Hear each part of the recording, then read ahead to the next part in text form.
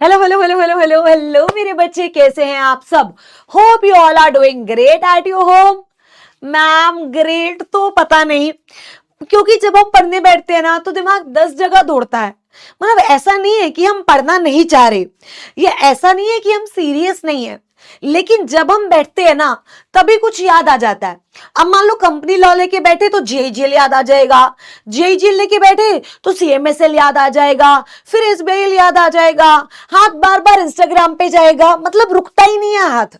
It is not we want to intentionally open Instagram, it's just we can not resist it. I got you guys, I got you. और आज की इस video में मैं वो सारी बातें आप लोगों से करने वाली हूं जो कि आपको हेल्प करेंगी to improve your focus, right. और ये कोई बातूनी बातें नहीं है जो मैंने अपने समय में की थी, एज इट इज मैं आपको वो बातें बताने जा रही हूं, right. So make sure to make a note of it and then you can proceed with your studies. सबसे पहली बात तो है, यू नो, आप कभी भी do not study on a bed, कभी भी बेड पर स्टडी मत करो, ठीक है। अगर स्पेस की दिक्कत नहीं है तो एक चेयर और टेबल लेकर आओ, बकायदा सस्ता से सस्ता ले लो चेयर टेबल। अगर पॉसिबल है तो लाइब्रेरी ज्वाइन करो। अगर देखो, अगर पॉसिबल है तो I highly suggest you, highly highly join a library. क्योंकि पता क्या होता है, हम ना अपने साथ वालों को देखकर ज्यादा मोटिवेट होते हैं, क्योंकि कुछ लोग ऐसे होते हैं जो घर में अकेले रूम में भी नहीं पढ़ पाते, बट जब आप लाइब्रेरी जाते हो आपको दिखता है कि यार सब पढ़ रहे हैं, तो आपको ना अंदर से मोटिवेशन आता है। अगर पॉसिबल है, फिजिबल है, ज्वाइन अ लाइब्रेरी। नहीं पॉसिबल, घर में ही एक चेयर टेबल ले लो। वो भी नहीं पॉसिबल तो घर में जो एक चेयर है उसी पर बैठ करके पढ़ो। बेड पर किताबें रख लो, खुद चेयर पर बैठो, बट कभी भी बेड पर बैठकर पढ़ाई मत करो, क्योंकि बेड पर पढ़ाई होती नहीं है भाई।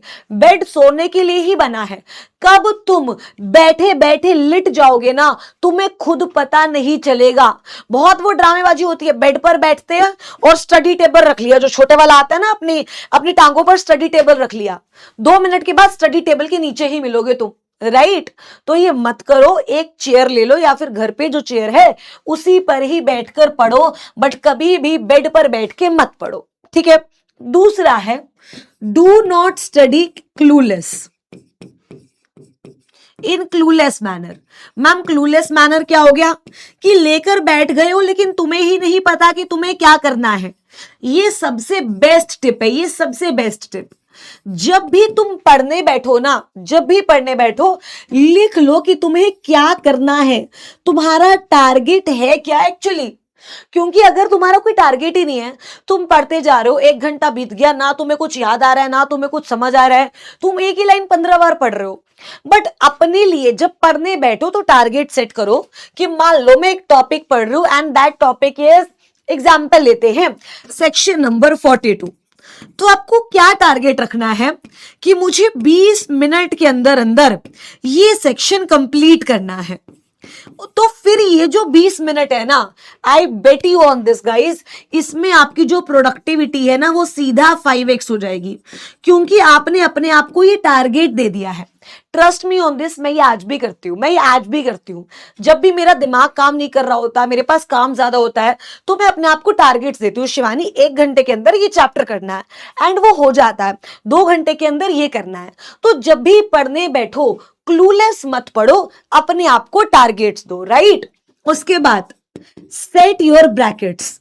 ब्रैकेट्स का मतलब क्या होता है कि आप कितना पढ़ सकते हो, ठीक है। ब्रैकेट्स की स्पेलिंग देख लेना। मान लो यूजुअली 25 मिनट पढ़ लो, फिर 10 मिनट ब्रेक ले लो या 5 मिनट ब्रेक ले लो, फिर अगले 25 मिनट पढ़ लो और फिर अगले 25 मिनट पढ़ लो। क्योंकि एकदम से भाई देखो, हमें आदत है स्क्रॉल करने की, राइट।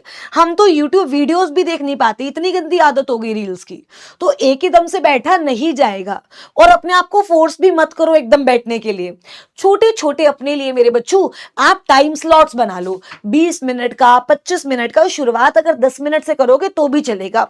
देखो आप किसी कंपटीशन में नहीं हो, you have to make yourself a better person, right, so that आप कोई भी एग्जाम हो, चाहे कोई कोई भी एग्जाम हो दुनिया का वो क्लियर कर पाओ।